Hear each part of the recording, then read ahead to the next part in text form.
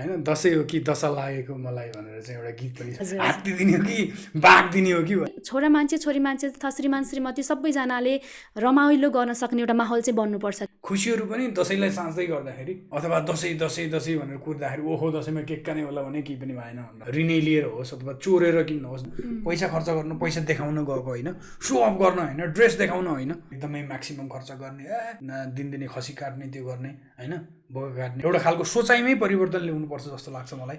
दसैँमा चाहिँ हामी बोन्डिङ गर्न गइरहेका छौँ। ल हाम्रो सुरुलाई के हो, तपाईँ त दसैँको गीतमा झुमिराख्नु भएको छ। एकदम सर, यो गीत आएपछि एकदम बल्ल दसैँवाला भाइब्स आउँछ कि, त्यही भएर सर। त्यही त नि, आजको हाम्रो विषयवस्तु पनि त्यतैतिर छ है। दसैँ हाम्रो हिन्दूहरूको एउटा महत्त्वपूर्ण चाड हो जसलाई हामी बडा दसैँ पनि भन्छौँ। र यो चाहिँ धार्मिक र सांस्कृतिक हिसाबले त यो महत्त्वपूर्ण छ नै, त्यो सँगसँगै हामी मेन्टल हेल्थको पर्सपेक्टिभबाट हेर्छौँ भने पनि हाम्रो यो मेन्टल हेल्थ र मेन्टल वेलबिङको हिसाबले पनि यो एकदमै महत्त्वपूर्ण रहेको छ।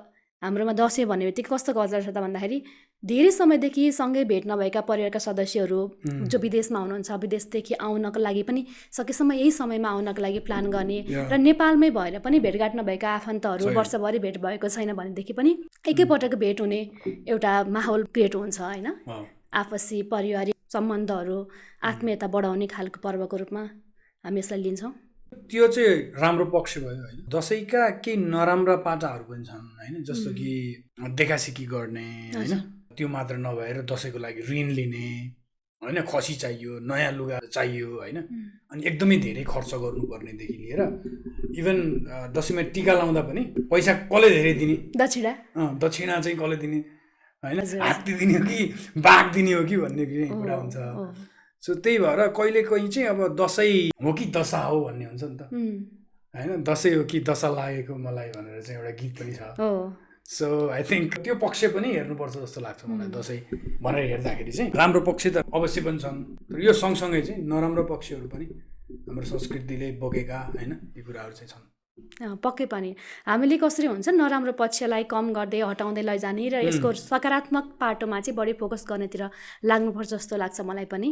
अब यो दसैँ भन्ने बित्तिकै सबैतिर एकदम हर्ष उल्लास एकदम सेलिब्रेसनको मुड हुन्छ होइन। यसले गर्दाखेरि चाहिँ मानिसहरू आफूलाई मनपर्ने विभिन्न किसिमको एक्टिभिटिजहरूमा इन्भल्भ भइरहेका हुन्छन्, जसले गर्दाखेरि चाहिँ मानिसहरूलाई एकदम आफ्नो मनपर्ने एउटा सेल्फ केयरको एक्टिभिटिजहरूमा पोजिटिभ कुराहरूमा एउटा इन्गेज हुने एउटा बाटो पनि हो। तर त्यसो भन्दै गर्दाखेरि फेरि अघि तपाईँले भन्नुभएको जस्तो हामीले आफ्नो सेल्फ केयर गर्दै गर्दा खुसी हुँदाखेरि डेफिनेटली हामीलाई एउटा राम्रो पोजिटिभ फिल हुने एउटा राम्रो हर्मोन्सहरू रिलिज गरेको हुन्छ होइन। तर त्यो सँगसँगै एउटा पोजिटिभ सम्झनाहरू के सकारात्मक सम्झनाहरू पनि एउटा दिने माध्यम पनि हो जस्तो लाग्छ कि मलाई। दसैँ भनेको चाहिँ हो दसैँमा यस्तो गरेको उस्तो गरेको रमाइलो खालको जुन सम्झनाहरू पनि छोडेर जान्छ, त्यो हिसाबले पनि यसको छुट्टै महत्त्व हो। यसको गुड पक्ष त अब फ्यामिली भ्याल्युजहरू होइन, अब एकै ठाउँमा ग्यादर हुने, आफ्ना कुराहरू सेयर गर्ने अनि बोन्डिङ हुने होइन, ती कुराहरू त हुँदै भए। अब त्यसले चाहिँ अब फ्यामिलीलाई केयर गर्ने, आफूलाई केयर गर्ने, सेल्फ केयरको कुरा पनि भयो नि त। नयाँ लुगा किन्ने होइन, राम्रो कुराहरू खाने, कुराहरू खाने, ती कुराहरू त राम्रै भए। तर कतिपय अवस्थामा चाहिँ जस्तो कि दसैँलाई भनेर साँचिन्छ क्या कतिपय कुराहरू। खुसीहरू पनि दसैँलाई साँच्दै गर्दाखेरि त्यो एक्सपेक्टेसन बढी बनाएर दसैँलाई साँचेर राखिरहेको हुन्छ, अनि ती खुसीहरू पनि डिले भइरहेको हो कि होइन, त्यो नपाइरहेको हो कि, अथवा दसैँ दसैँ दसैँ भनेर कुर्दाखेरि ओहो दसैँमा केक काने होला भने केही पनि भएन भनेर राइट। त्यसले चाहिँ कहिलेकाहीँ चाहिँ त्यो खुसीलाई पनि डिले गर्ने। अर्को कुरा चाहिँ दसैँलाई भनेर त्यो मेन्टल्ली बोझ पनि भयो क्या, मानसिक रूपमा चाहिँ दसैँको लागि दसैँमा यस्तो किन्ने, दसैँमा त्यो किन्ने, यो गर्ने त्यो गर्ने। अनि अर्को कुरा चाहिँ दसैँमा धेरै खर्च गर्नुपर्ने कुराहरू चाहिँ छन् होइन, ऋणै लिएर होस् अथवा चोरेर किन्न होस्। दसैँ तिहारको बेलामा चाहिँ चोर पनि धेरै लाउँछ राइट, जसरी हुन्छ मनाउनै पर्यो, जसरी पनि वर्ष दिनको चाड भन्ने छ। हाम्रो धेरै पर्वहरू छन् हुन त, तर धेरै चाडपर्वमध्ये पनि हामीले दसैँलाई अर्कै किसिमको छुट्टै महत्त्व छुट्टै स्थान दिएको छ कि एउटा मेजर फेस्टिभलकै रूपमा सेलिब्रेट गरिन्छ। मानिसले आफ्नो क्षमता अनुसार आर्थिक हैसियत अनुसार भन्दाखेरि पनि एउटा अनहेल्दी कम्पिटिसन जस्तो गरेर त्यो खानेकुराहरू किन्नको लागि होस्, लत्ता कपडाको लागि होस्, अथवा चाहिँ दान दक्षिणा नै गर्ने कुराहरूमा पनि कतिपय मानिसहरूमा आर्थिक भार बढी परेर चाहिँ रमाइलो सँगसँगै पीडा पनि लिएर आइरहेको हुन्छ। दसैँ भनिसकेपछि अब हेर्नु न, काठमाडौँमै हेर्न सकिन्छ कतिजना जाँदै हुनुहुन्छ होला अथवा गइसक्नु भएको होला गाउँमा होइन। अब टन्नै खर्च गरेर गाउँमा जानुपर्छ। आई थिङ्क त्यो चाहिँ के भन्दाखेरि एउटा दसैँले दिएको राम्रो पक्ष पनि हो क्या। जस्तो कि ओके दसैँ भने सबै आउँछन् है, गाउँमा जानुपर्छ है, गाउँको मान्छेले भेट्न पाइन्छ है होइन। घर गाउँका मान्छेले एक्सपेक्ट पनि गरिरहेको हुन्छ, ओके सो तिनीहरू आउँदैछन् है, के हुन्छ अब के गर्दैछन् भन्ने कुराहरू चाहिँ एउटा अपडेट लिने कुराहरू चाहिँ राम्रो पक्ष हो। तर त्यस सँगसँगै चाहिँ अब हामीले चाहिँ टन्नै खर्च पनि राम्रै खर्च गरेर गर्नुपर्ने हुन्छ। इभन जाँदाखेरि पनि दसैँमै जाँदाखेरि हुन्छ, सबैको आफ्नो क्षमता अनुसार बढी नै भइरहेको हुन्छ होइन। अब यसमा हुने मानिसले आफ्नो हैसियत अनुसार खर्च गर्नु त ठुलो प्रब्लम मान्नु परेन होइन। तर नहुने मानिसहरूले पनि अलिकति बढी गरिरहेको छन् कि आवश्यकताभन्दा बढी गरिरहेका छन् कि भन्ने कुरा चाहिँ एकदम विचार गर्नुपर्ने कुरा हो। किनभने सेलिब्रेसन 2 दिनको मात्र होइन, त्यसपछि पनि त हाम्रो लाइफ छ नि त। त्यसपछि त्यसले बर्डन नहोस्, त्यसले गर्दाखेरि आफूलाई दुःख नहोस् भन्ने कुरामा चाहिँ हामी सबैजना सतर्क नै हुनुपर्छ जस्तो लाग्छ कि। पहिला चाहिँ ओहो दसैँ आयो लौ के किन होला भन्ने हुन्थ्यो त्यतिखेर चाहिँ। अलि पहिलासम्म चाहिँ जतिखेर मोबाइल थिएन होइन, त्यो हुन्थ्यो अब दसैँ आयो पिङ बाँट्नु पर्ला भन्ने हुन्थ्यो कि गाउँघरतिर, अनि खेल्नुपर्छ, यस्तो गर्नुपर्छ, त्यो गर्नुपर्छ भन्ने हुन्थ्यो। अहिले चाहिँ त्यो कुराहरू पनि कम भएको हो कि भन्ने चाहिँ लागिरहेको छ। हुन चाहिँ अब हामी बच्चा एजको नभएर पनि होला, तर हामीले राम्रो पक्ष त धेरै राम्रो पक्षको कुरा गरिहाल्यो। दसैँ त त्यसै पनि राम्रो पक्ष भयो, तर यसले चाहिँ कहिलेकाहीँ चाहिँ फ्यामिलीमा स्ट्रेस ल्याउने होइन। इभन महिलाहरूले पुरुषहरूले पनि यो लुगा किन्न सक्दैन, मलाई यस्तो गर्न सक्दैन, दसैँमा यो ल्याइदिन सक्दैन भन्ने कुराहरू चाहिँ हुन सक्ने, फ्यामिली स्ट्रेस, घर झगडाहरू चाहिँ हुन सक्ने कुरा भयो। अनि त्यो मात्र नभएर अर्काले चाहिँ कसरी मनाइरहेको छ त, अर्काले खसी ल्याएको छ भने चाहिँ हामीले किन खसी नल्याउने भन्ने त्यो बालबालिकाहरूमा पनि त्यो इन्फेरिटी कम्प्लेक्स बच्चाहरूलाई पनि त्यस्तो हुन्छ।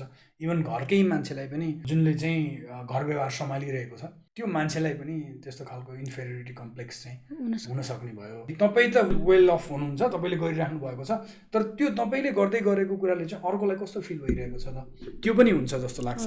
अब यसमा चाहिँ अब भेट्दै गर्दाखेरि होइन, मान्छेहरूसँग कुरा गर्दै गर्दा अक्सिटोसिन, डोपामाइन होइन, विभिन्न खालको हर्मोन्सहरू रिलिज हुने, आफ्नो फ्यामिलीको केयर भयो, आफ्नो पनि सेल्फ केयर भयो, यी सबै कुराहरू राम्रो पक्ष छन्। तर हामीले चाहिँ मलाई जहाँसम्म लाग्छ अलिकति हामीले यसलाई चाहिँ कसरी हेर्ने भनेर चाहिँ कुरा गर्नुपर्छ जस्तो लाग्यो मलाई होइन। मलाई एउटा कुरा होइन, हामीले यो नेगेटिभ पोजिटिभिटी साइडको कुरा गर्दै गर्दाखेरि हाम्रो समाजमा के पाइन्छ भन्दाखेरि हुन त चाडपर्व सबैको लागि हो होइन, तर छोरा मान्छेहरू चाहिँ तास खेल्ने, यताउताको साथीहरूसँग घुमफिर गर्ने, रमाइलो गर्ने, मोज मस्ती बढी गर्ने, तर घरको कामहरूको जुन लोड चाहिँ छोरी मान्छेमा बढी परेको पाइन्छ कि। विशेष गरी अब इभन जोइन्ट फ्यामिलीहरू हुनेहरूमा पनि छोरी मान्छेहरू एकातिर बसेर काम गरिरहेछ, खाना पकाइरहेछ, भाँडा माजिरहेको छ, कामले उनीहरूलाई फुर्सद नै हुँदैन। छोरा मान्छेहरू मात्र एउटा टिम बनेर सेलिब्रेट गरिरहेको पनि देखिन्छ। त्यसले गर्दाखेरि चाहिँ जुन हामी त्यो पारिवारिक पर्व भनिरहेको छौँ नि त होइन, त्यसो भएको हुनाले चाहिँ छोरा मान्छे छोरी मान्छे तथा श्रीमान श्रीमती सबैजनाले रमाइलो गर्न सक्ने एउटा माहौल चाहिँ बन्नुपर्छ कि। कसैको लागि चाहिँ दुःख एकदम काम बर्डन, अनि कोही छोरा मान्छेहरू अथवा कोही घरको निश्चित सदस्यहरू मात्रै रमाइलो गर्ने हुँदा नि पारिवारिक सम्बन्धमा फेरि असर गर्न सक्छ। त्यो भएको हुनाले जिम्मेवारी दुवैजनाले, दुवै पक्षले चाहिँ वहन गर्नुपर्छ जस्तो लाग्छ कि मलाई। त्यो पनि राम्रो कुरा भयो होइन, किनभने दसैँ सबैको लागि हो। सायद त्यही भएर पनि अब हामीले दसैँ भनेर विशेष पर्व भनेको भएर बिदाहरू पनि अलि राम्रै बिदाहरू हुन्छ नि त। त्यो भएर आई थिङ्क दुइटै पक्षले चाहिँ तपाईँले भने जस्तो चाहिँ कन्ट्रिब्युट गर्न सक्यो भने चाहिँ राम्रो हुन्छ जस्तो लाग्यो। दसैँ भनेको चाहिँ एउटा प्रस्पेरिटी होस् भनेर होइन, आशीर्वाद दिने, टिका जमरा थाप्ने होइन, सबैलाई राम्रो होस् भन्ने एउटा खालको चाहिँ टुगेदरनेस हुने, सेयरिङ गर्ने। आई थिङ्क मलाई अर्को कुरा चाहिँ के लाग्छ भने दसैँमा यदि निडी मान्छेहरूलाई हामीले चाहिँ धेरै खर्च नगरेर एकदमै म्याक्सिमम खर्च गर्ने, दिनदिनै खसी काट्ने, त्यो गर्ने होइन, बोका काट्ने गर्नुभन्दा निडी मान्छेहरूलाई चाहिँ हामीले केही कन्ट्रिब्युट गर्न सकियो भने चाहिँ उहाँहरूलाई पनि त्यो इन्फेरिटी कम्प्लेक्स नहुने भयो नि त। उहाँसँग त्यो रिसोर्सेस आइसकेपछि र हामीले एक अर्कामा चाहिँ कम्युनिटी सेन्स जगाइयो र माया दया करुणाको साथमा चाहिँ हामीले बस्न सकियो र एउटा कम्युनिटीमा चाहिँ त्यो गर्न सकियो भने चाहिँ राम्रै हुन्छ जस्तो लाग्छ। नभए चाहिँ अब मेरोमा चाहिँ सबै थोक हुने भयो होइन, मैले सक्छु र अर्कोमा चाहिँ नहुने भयो क्या। अनि जसले गर्दा इभन लाइक हुन्छ नि त्यहाँ चाहिँ अलिक डिस्क्रिमिनेसन जस्तो, अथवा अलिकति म चाहिँ सक्दिनँ कि भने जस्तो, अथवा आफूलाई कमजोर महसुस गर्नेदेखि ऋण लिएर पनि दसैँ सेलिब्रेट गर्नुपर्ने बाध्यताहरू चाहिँ हुन सक्ने भयो। अर्को कुरा दसैँ भन्ने बित्तिकै खानेकुरा सँगसँगै जोडेर आउँछ होइन। मानिसहरू एकदमै धेरै खाने अनि त्यसपछि अपच हुने गरी खाने अनि एकदमै फुड ह्याबिट चाहिँ धेरै सुन्नमा आउँछ कि हुन त अब दसैँ सुरु भइ लगतै विभिन्न मिडियाहरूमा पनि अब हेल्थको विषयमा अवेरनेसको कार्यक्रमहरू पनि आउँछन् होइन, धेरै कुराहरू आउँछन्। तर यो चाहिँ भन्दाखेरि सामान्य तर हामीले इम्प्लिमेन्ट गर्न नसकिरहेको कुराहरू मात्रै पर्छ जस्तो लाग्छ मलाई। त्यही भएर हामी अलिकति हेल्थ कन्सियस भएर अलिकति हेल्दी फुड ह्याबिट चाहिँ दसैँमा पनि मेन्टेन गर्न जरुरी छ जस्तो पनि लाग्छ। मलाई चाहिँ के लाग्छ भने यो चाहिँ जस्तो कि दसैँमा नै गएर खानुपर्छ, दसैँमा चाहिँ यस्तो सेलिब्रेट गर्नुपर्छ भन्ने खालको त्यो मेन्टालिटी भएको व्यक्तिहरूले चाहिँ त्यसरी खाने त्यस्तो गर्नुहुन्छ होला। तर कतिपयले चाहिँ दसैँ पनि जेनरल हुने भयो क्या, सामान्य हुने भयो, अहिलेपछि पनि खाइरह्यो, अहिले पनि खाइरह्यो। त्यही भएर यो चाहिँ सबैको लागि हामीले जुन बनाइरहेको भिडियो सबैको लागि भएको हुनाले चाहिँ कतिपय अवस्थामा चाहिँ हुन त सधैँभरि भइरहेको हुन्छ, तर अरू बेला डाइटमा हुन्छ भने पनि होइन दसैँमा केही हुने एक हप्ता चाहिँ खाइदिउँ त्यसपछि खाँदिनँ भन्ने त्यसरी अलिकति त्यो बेलामा आफूलाई अलिकति फ्रिडम दिइरहेको हुन्छ क्या मान्छेले, आफूलाई अलाउ गरिरहेको हुन्छ त्यसरी खानको लागि होइन। दसैँ चाहिँ दशा हुनु भएन, खानु पर्यो, रमाइलो गर्नु पर्यो होइन, मान्छेहरूसँग भेटघाट गर्नु पर्यो, सेयरिङ गर्नु पर्यो। बट त्यसले चाहिँ तपाईँलाई पेटमा समस्या दियो अथवा त्यसले विभिन्न खालको रोगहरू निकाल्यो भने चाहिँ त्यो पनि राम्रो पक्ष होइन होला। जे होस् अब त्यो फ्यामिलीमै बसेर रमाइलो गर्ने तरिकाले तपाईँले भन्नु अब जुवा तास दसैँमा भन्दा तिहारमा खेल्छन् मान्छेहरू, तर दसैँबाटै सुरु हुन्छ क्या। अनि यो जुवा तासमा चाहिँ धेरै पैसा हाल्ने होइन, खर्च गर्ने, अनि फेरि त्यो स्ट्रेस चाहिँ कहाँ आउँछ भने फ्यामिलीमा आउँछ क्या।